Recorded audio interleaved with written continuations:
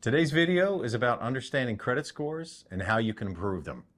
Hi, if you're new to the channel, I'm David Horvath, Vice President and Mortgage Loan Officer with Meridian Bank, and I have over 30 years of experience helping clients to finance and refinance their homes. Please take a moment to subscribe and remember to hit that like button at the end if you've enjoyed the content. What is a credit score?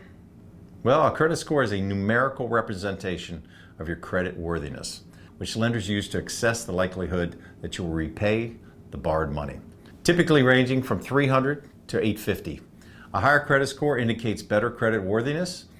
Credit scores are calculated using information from your credit report, including your payment history, amounts owed, length of credit history, new credit, and types of credit used. Why is your credit score important? Well, your credit score plays a crucial role in your financial life. It affects your ability to secure loans, credit cards, and even rental agreements. A higher credit score can lead to lower interest rates, which can save you money over time. Now, conversely, a lower credit score can result in higher rates or even denial of credit altogether. How's your credit score calculated? While there are different scoring models, most scores consider the following 5 factors. Number 1, your payment history. Now this represents 35% of your score. Timely payments will boost your score, while missed or late payments can significantly harm it. Number 2, the amounts owed. This represents about 30% of your score.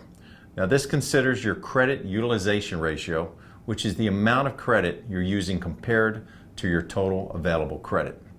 A lower ratio is certainly better, and typically you want this to be under 30%. Number 3, length of credit history. This represents about 15% of your score. So a longer credit history can positively impact your score. This includes the age of your oldest account and the average age of all accounts. Number 4, new credit. This represents about 10% of your score. Opening several new accounts in a short period of time can be seen as a risky behavior and may certainly lower your score. And lastly, number 5, the type of credit used. This represents only about 10%, but a mix of credit types such as credit cards, mortgages, installment loans can definitely benefit your overall credit score. Now, improving your credit score takes time and disciplined financial behavior. Here are several effective strategies to help you. Number 1, pay your bills on time. I suggest you establish a system to ensure that all bills are paid promptly. You might consider setting up automatic payments or reminders. I've used an Excel spreadsheet for the last probably 25 or 30 years.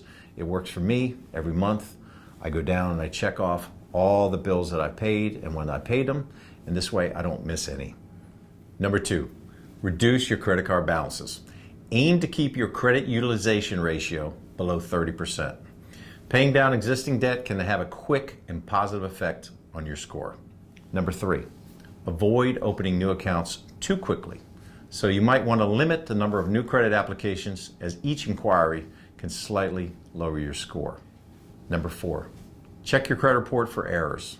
I have seen over the years, I've probably looked at about 25,000 credit reports in my career, and I do find that there are errors from time to time. So you want to make sure that you check your credit report for any inaccuracies, and you can dispute those errors directly with the credit agencies.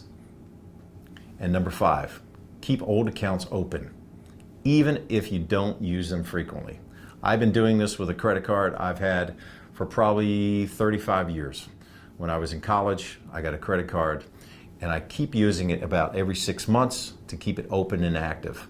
So credit scores love this. You have a long period of time where your credit is open and it is an active account. So remember, when you close an account, it no longer applies to your credit score. So you want to keep those accounts, especially the ones you've had for a long period of time, you want to keep those open and active. If you don't use an account for a period of time, your creditor will actually automatically close them. So it's important to keep them active, whether it's buy a tank of gas every 6 months or do something to keep that account open. Last but not least, number 6, you may want to consider becoming an authorized user. If someone close to you has a good credit score, consider becoming an authorized user on their credit card. Their positive payment history can also benefit your score. Now to summarize, improving your credit score is a gradual process that requires patience and consistency. By adopting responsible credit habits and monitoring your financial behavior, you can enhance your credit score over time. A good credit score not only opens the door to more financial opportunities, but also helps you save money through lower interest rates. If you're buying a home and want a great mortgage experience, know that I can help you in all 50 states. You can reach me directly by calling 1-800-275-2895. I hope this video has been informative. Until next time.